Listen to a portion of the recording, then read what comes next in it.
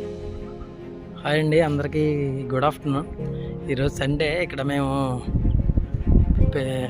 అదే పెందు దగ్గర వెళ్ళారు. వీళ్ళలోనే రైట్ సైడ్లో ఒక వెంచర్ ఓపెన్ చేశారు. అక్కడ కస్టమర్ని దించడానికి వచ్చానమాట. ఇదిగోండి సెటప్. ఇది ప్రకృతి వెంచర్స్ అంట. కొండ పక్కన ఉంది భలేగా.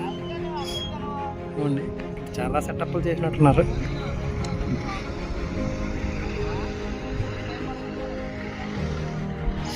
కార్లు చూడండి ఎన్ని ఉన్నాయా. పార్కింగ్